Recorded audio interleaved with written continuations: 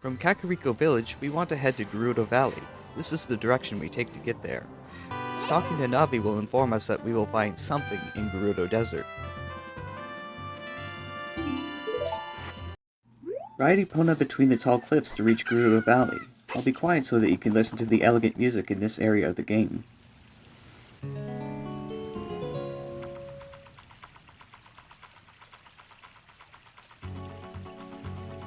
Notice the broken bridge that spans the river's width? There are two methods that you can use to cross it. The first method that I'll show requires sprinting with Epona. Make sure she is aligned with the center of the bridge or she won't jump. The second method uses the newly acquired Longshot from episode 6. Hook onto the wooden targets that you see here. Speak to the elderly man next to the tent. He'll inform us that he's a master craftsman who wants to fix the bridge that the Gerudo have broken, but can't do so without his workers. His workers just left him saying that thieving is better than being a carpenter. He then proceeds to ask Link if he could find his workers at the fortress. Pull out the poacher's saw that we received from Fado, the Kokiri girl from episode 4. The master carpenter will mention that it is his and proceeds to ask if we will return it in exchange for a broken Goron sword. It was crafted by Big Goron, but when we go back to Death Mountain to have it repaired, we find that Big Goron is struggling with eye problems from the volcanic eruption in episode 5. Pull out the broken sword and he will mention that it's his work, but can't repair it because his eyes are irritated. He then directs us to King Zora with a prescription claiming that it is for eye drops, even though rock people at Death Mountain need a fix for volcanic ash in the pupils. Let's head to Zora's domain to obtain the next item in this side quest. Once you reach it, speak to King Zora by showing him the prescription. King Zora analyzes the prescription, then says that they don't have the eye drops, but do have the ingredients for them. We're then tasked to take these ingredients to the doctor at the lakeside laboratory near Lake Hylia. Before taking the ingredients, we are told that they must be delivered fresh, which is possible even without a horse. After this, we're given the eyeball frog. Let me fast forward through this part till we get to the laboratory. At the lakeside laboratory, we meet an old man who claims to be conducting research on various chemicals to create medicine. Showing the old man the eyeball frog, he mistakes it for a gift from King Zora and states that he will cook it for a meal until we clarify that the frog is intended for making eye drops for Big Goron. After crafting the eye drops, the man tells us that it doesn't have any preservatives, indicating another time section for this side quest. Allow me to fast forward through this part because my emulator lagged during this segment. Please forgive the lag, I still use an old PC from 2016. It's a miracle that it didn't give out completely.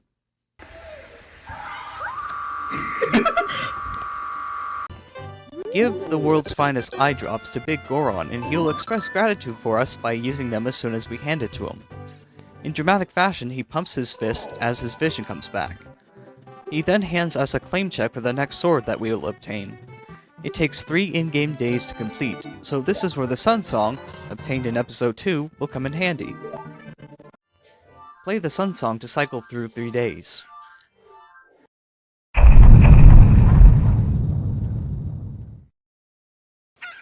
Show Big Goron the claim check to receive the Big Goron sword, the strongest blade in the game.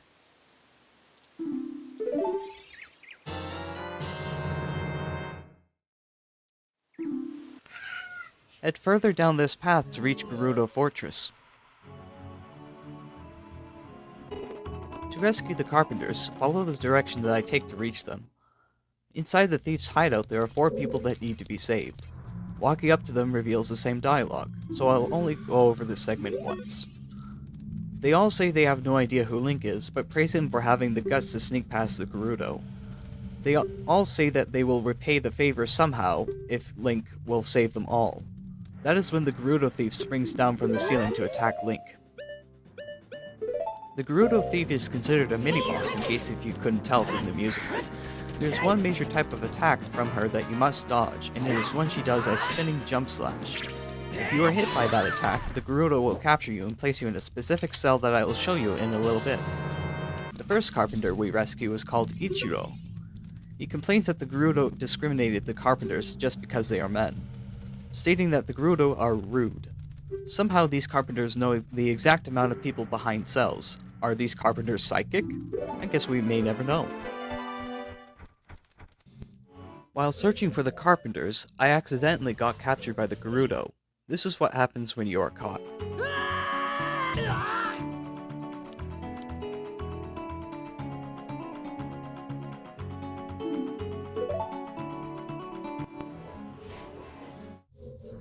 On top of the fortress, there's an easy-to-miss chest that contains a piece of heart.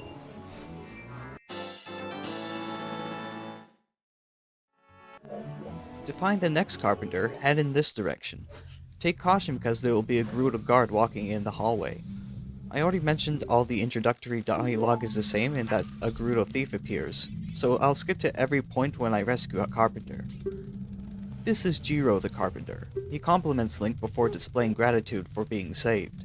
He states that the Gerudo are scary, and that he would rather work as a carpenter than join their group of thieves. Head in this direction to locate the next carpenter. Allow me to skip to the next important part. This is Saburo, the carpenter. He wonders if his boss is worried about him and states that he must return to work immediately, so he runs off to do just that. To find the final carpenter, head in the direction that I show here. Up the vine, you want to go straight. Let me skip to the next important part. This is Shiro the carpenter. He was worried that we'd forget about him, but we rescue him like any good hero would. He provides information that would be useful to us. To cross the Haunted Wasteland, we need to utilize the Lens of Truth, acquired in the previous episode. I'll explain why when we get there. After the final carpenter leaves, we are greeted by a Gerudo who is put in charge of the fortress by Lady Nabooru, who is second in command only to Ganondorf. She tells us that Nabooru can be found at her headquarters in the Spirit Temple. The woman in charge of the fortress then gives Link a Gerudo's membership card to signify that he is allowed to go anywhere around Gerudo Fortress. Talking to her again reveals this dialogue that she already told us beforehand. Every Gerudo guard has this same dialogue. Now there's a glitch that happens only around this specific Gerudo. Observe the color of clothing and lipstick she wears. It changes depending on what tunic Link happens to be sporting. There's a joke, I forget how it goes, where fans speculate that she changes her appearance as Link changes his tunic. I don't know about you, but the thought of that alone makes me chuckle every time I think about it.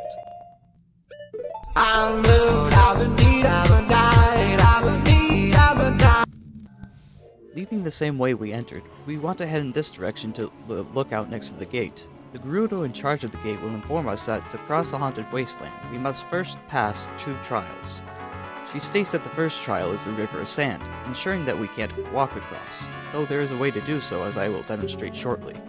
She says that the second trial is the Phantom Guide. She hints at the prospect of using the Lens of Truth to pass. Finishing her statement, she claps her hands to open the gate to the desert. After finally reaching the Haunted Wasteland, we come to the first trial, the River of Sand. There are 2 methods players use to cross it. 1. Using the hookshot on a box. 2. Using the hover boots from the Shadow Temple and walk across that way. The next thing we want to do is follow the flags to reach the second trial. Let me fast forward through this part. At this location, if you listen closely, you'll be able to hear a ghost floating.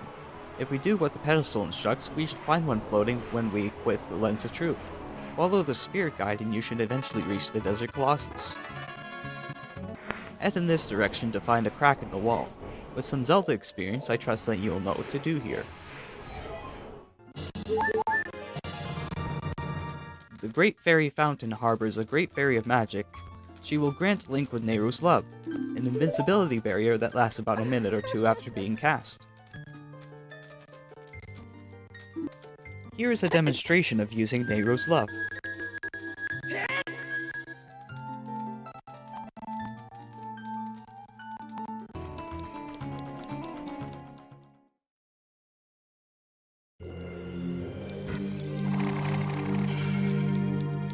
As soon as you enter the Spirit Temple, you'll notice that you can't yet access any place. You can't push the giant block, and you can't crawl through the hole, so you'll have to leave the temple for now. We're shown a first-person perspective of someone jumping off the rocky archway. This turns out to be Sheik.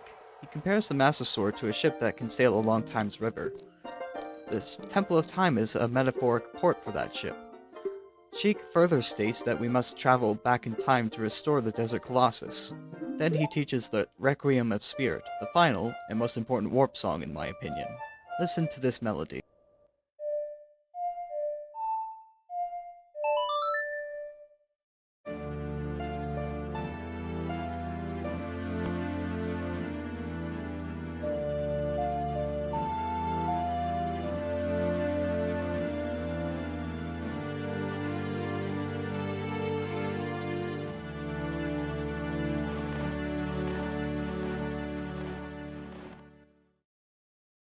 After the performance, Sheik vanishes in a desert sandstorm.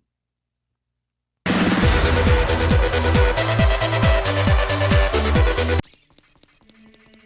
song I used for this traveling back in time segment is simply titled Time by Scatman John.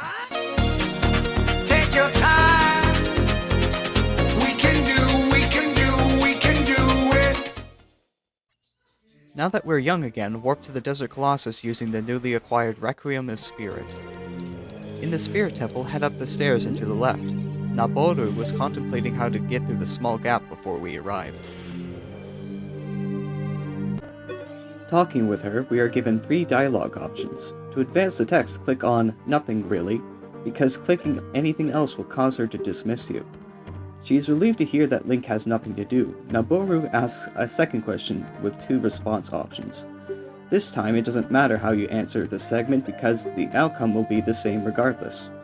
She states that she likes Link for having guts. She finally introduces herself as Lone Wolf Thief Nabooru. She states that she is different from Ganondorf even though they are both thieves. She says that Ganondorf has stolen from women and children and has gone as far as to kill people. Nabooru informs Link that the Gerudo consists of only women and that a man is born every 100 years in their tribe. Gerudo's law states that the man will lead the tribe, but Nabooru refuses to bow to such an evil man. She asks Link his name and ponders, What kind of a name is that? then she proceeds to ask if we could crawl through the hole to get a treasure that she needs. She says that the treasure is the Silver Gauntlets, an item that is used to push, pull, or lift heavy objects. Nabooru states that she doesn't want Link to just take them, further emphasizing that they won't fit Link and asks to give them to her. She says that she needs the gauntlets because they will allow her to sneak into the temple to steal treasures to mess with Ganondorf's plans. After agreeing to help her, Nabooru states that the 2 of them will give Ganondorf and his followers a surprise that they won't forget. She then states that she'll do something great for Link if he retrieves the gauntlets, after which she moves out of the way for him. I'll explain what I believe she means when she says that she'll do something great towards the end of the video because I feel like the reveal will make this scene even more hilarious. Head through the hole to reach the room on the other side. Once you do, defeat every enemy in the room to unlock the doors. For this, you want to head through the door on the left. Defeat the Stalfos in the giant green bubble. Yes, the floating skull is called a bubble. By doing so, it will be easier to hit the switch with the boomerang, enabling us to reach the room on the other side. In this room, defeat the Anubis by either hitting the switch and moving to the part of the room where it will touch the flames, or using Din's fire to quickly dispatch it. Either method will unlock the next room. Take caution in this next room because Navi will warn us of Wall Masters. If one falls on Link, it will take him back to the beginning of the dungeon. Collect the silver rupees to lower the drawbridge. Light the torches to unlock a chest that contains a key. Once you obtain it, head through the door to crawl through a small opening. Unlock the door and climb the wall as soon as you defeat the Skullwaltulas. Then defeat every enemy in the room before hitting a switch that unlocks a chest that contains bomb tubes. Note that there's a boulder blocking a hole in this room. Launching a bomb tube probe toward it will unblock the light, activating a sun switch on the floor. Launching probe.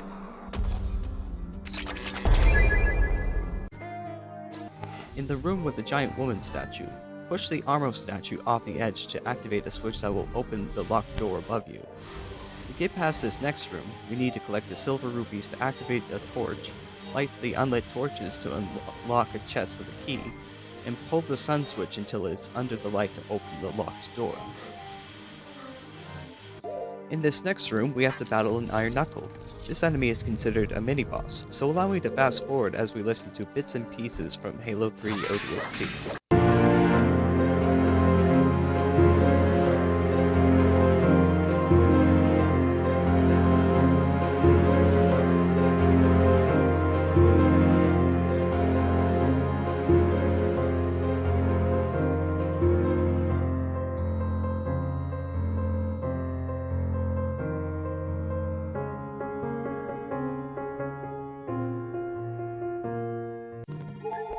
the Iron Knuckle defeated, we will finally be able to attain the Silver Gauntlets, only after speaking with Gerudo one last time. Surprised to see me!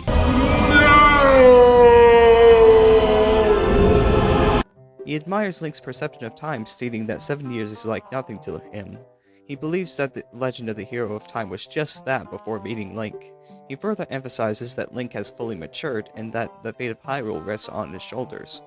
In his last bit of advice to Link, Gerudo informs him that 2 Gerudo Witches' magic can be reflected back at them. Before leaving, he tells Link that he will still be watching his journey. Opening the chest reveals the long-awaited Silver Gauntlets. After obtaining them, we're given a cutscene. We hear a woman scream in the background. She complains about being taken away. Looking over the edge reveals that it's Nabooru being dragged into a portal by the 2 witches mentioned before. She tells Link to get out of there while screaming that the witches are using black magic on her. The portal closes as Nabooru is sucked in, and the witches fly into the temple. In disbelief, Link peers over the edge one last time.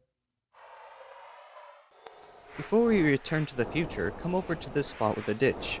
On this rock, play the Song of Storms to fill this hole with water, and it should spawn fairies. If you don't have any in your bottles, you can obtain some here.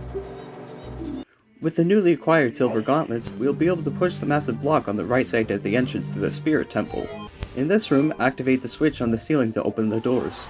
To obtain the compass, head left, play Zelda's Lullaby, and hookshot onto the chest. Head back to the previous room and go through the door on the right. Collect the silver rupees to open the door. The small chest in the room contains the key needed to make progress. Unlock the door in this room with the key. Be cautious of the like in this next room because it will either eat your shield or tunic if you're wearing anything besides a Kokiri tunic. The reason why you see me pull out my Ocarina along this segment is because I mistook it for an area in the final dungeon of the game. You'll see what I mean by the next episode. Up here we have our first puzzle with a mirror. All we need to do is rotate it until it is facing the correct sun switch. In case if you're wondering, rotating the mirror even further will summon a wall master, so I would advise against doing so. Froze my nuts up! I didn't show it before, but there is a map that we can get in this room with the giant woman statue. Use Din's fire on the unlit torches to unlock the chest with the map. To unlock a shortcut to the entrance to the temple, come up here and hit the rusted switch with the Megaton hammer. To get the key to unlock the next area, land on the statue's left hand and play Zelda's Lullaby. The chest with the key lands on the adjacent hand. Here's a little known fact about the statue. When you point a hookshot toward the nipples of the polygon tits, it will indicate that you can hook onto them. Here's a lesser known fact. Navi would have hovered over them in an earlier build of the game and asked Link what he is staring at. Originally, the pointy nipples would have hurt Link every time he hooked onto them. I'm guessing that Nintendo's message would have been something along the lines of, "Perverts never win." But honestly, who isn't a pervert? The fact that they left the hookshotable nipples in the game shows that Nintendo wanted to appeal to adults too. Plus, they basically confirmed that Link is a breast guy. Can anyone really blame him? He has a lot of love interest in this one game alone. Oh my god, you still go left! After a brief staircase room, we come to a room with 3 Anubises and a Beamos. I'm going to make life much easier by using Din's fire on the Anubises. Defeating every enemy in the room unlocks the next area. This next puzzle can be tricky for a newcomer, just follow what I do to make progress. Activate this specific Armos and have it sit on the switch. This will unlock the door to the next area. There's nothing important in these invisible chests, so you can just skip this part if you desire. Since I already showed you the first Iron Knuckle, I'll skip this one so that you won't be pressed for time. With the Iron Knuckle defeated, we can get the next key item for this dungeon, the Mirror Shield. This will come in handy for the bosses. Use the Mirror Shield to reflect light onto the sun switch to unlock the door. The chest contains a key. Unlock this door to enter a room with a shifting wall. For this, it is much easier to hookshot onto the top rather than scale the whole thing. Unlock this door using Zelda's Lullaby. This room contains a callback to the Fire Temple. You'll need to use a Megaton hammer here. The switch at the top will deactivate the fire surrounding the chest that contains the boss key. In this room, to unlock the door, hit the switch behind the bars with an energy spin. This room contains another mirrored puzzle. Make sure to turn the mirrors so that the light hits the massive mirror in the previous room. Go back to this room and reflect the light onto the sun switch. This lowers the platform to the room with the giant statue. Reflect the light onto the face of the statue to reveal a hookshotable gate that is motion activated. Behind the boss door, we get a cutscene. The two older witches are known as Kome and Kotake. They cackle and mock Link for intruding onto what they call their temple. The Iron Knuckle they were speaking to is a brainwashed loyal minion who behaves slightly different from other Iron Knuckles in the game. We will find out why as soon as we defeat them.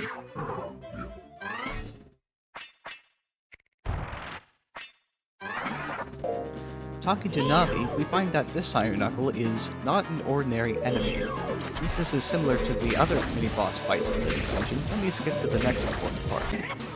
Unlike the other Iron Knuckles, the armor on this one falls off completely to reveal that it's Nabooru. After coming to her senses, she asks where she is. The witches Kome and Kotake reappear because their plan has backfired. Kotake says that they need to make her work for Ganondorf again. Kome states that they need to brainwash her again.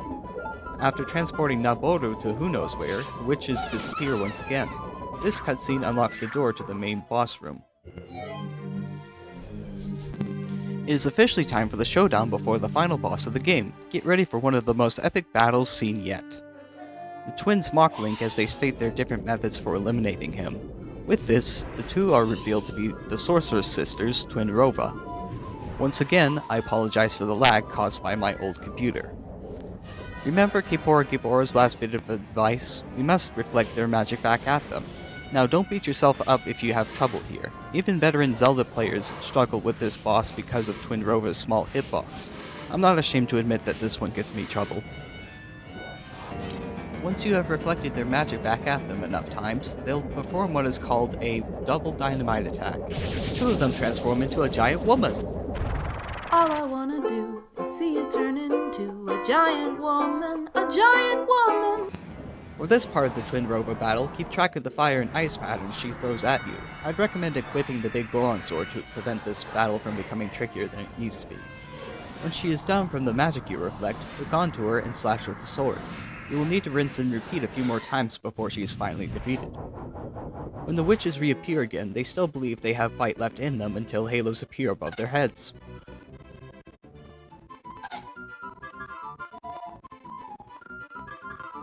Wonderful halos. Pure goodness. Personally, what I find funny about this scene is that even though the gods of Hyrule have granted them redemption, Kome and Kotake bicker with one another before they say that they will return to haunt Link someday. It's funny because their Terminian counterparts from Majora's Mask don't recall Link at all.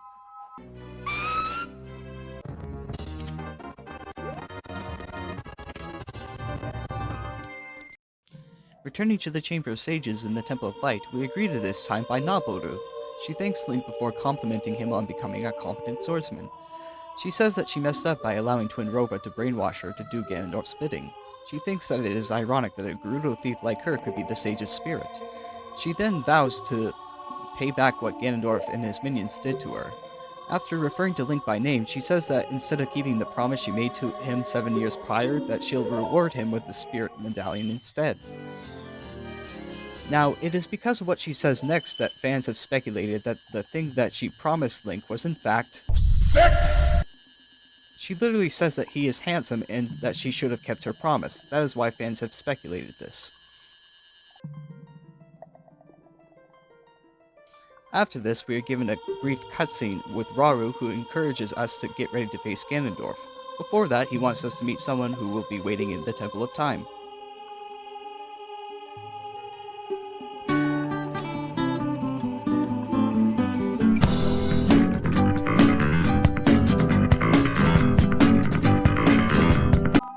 Thank you for watching this episode. As usual, the reason why these videos have been taking a while to complete is due to my busy schedule. So in the future, it could roughly take a month to produce more content. If you enjoyed this episode, leave a like, comment, or subscribe to the channel for more videos are bound to arrive in the future. And the next episode should be the final one in the series. If that goes well, I might make a bonus episode after that one to go over facts about the game that I may have missed. One more thing before I sign off. A special thank you goes to Sammy Sundrop for producing this beautiful artwork of Nabooru. Sammy Sundrop produces videos on her favorite Five Nights at Freddy's characters Sundrop and Moondrop. I would check out her content if you haven't done so already. Until the next time I upload, I hope to see you all on a paradise planet.